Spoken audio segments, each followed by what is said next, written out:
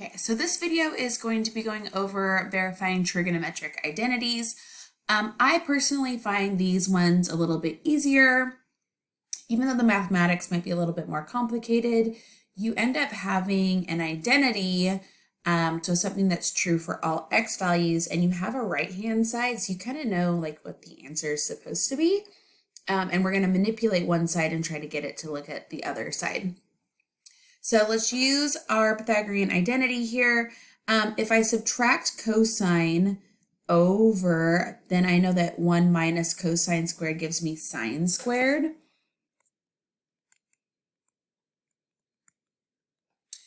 And then 1 plus cotangent is cosecant. But remember, cosecant is 1 over sine.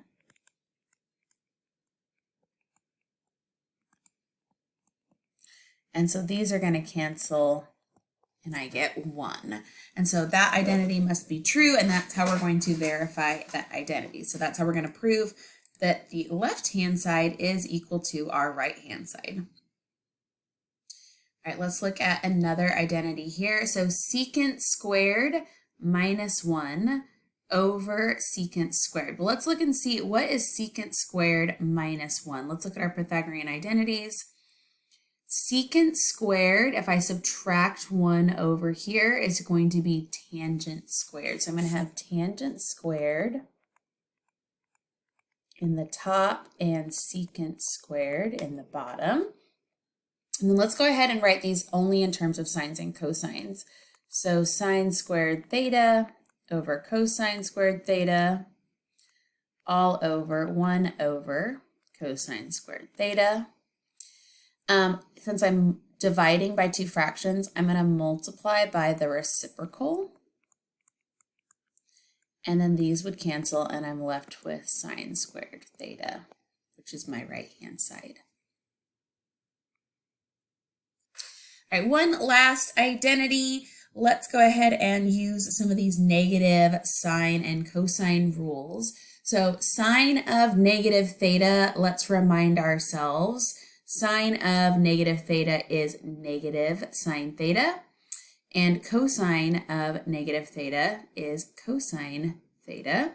So because sine is odd, then I'm going to end up having negative sine of theta squared, if you will,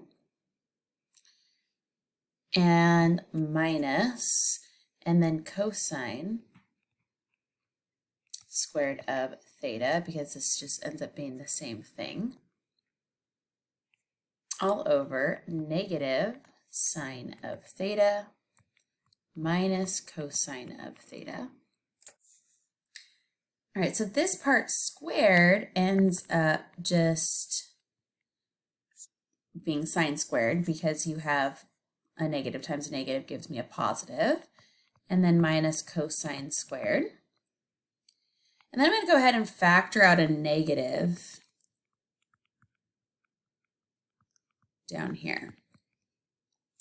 Now, before you think that this might be 1, it's not, because I need a positive here for that identity to be 1. So instead, we're going to have a difference of squares in that top part. So we're going to have sine theta minus cosine theta times sine theta plus cosine theta all over negative sine theta plus cosine theta. And if you look at what we need here, we are pretty stinking close. If I divide both of these by -1, I get negative sine theta plus cosine theta, which is the same thing as that, but the subtraction.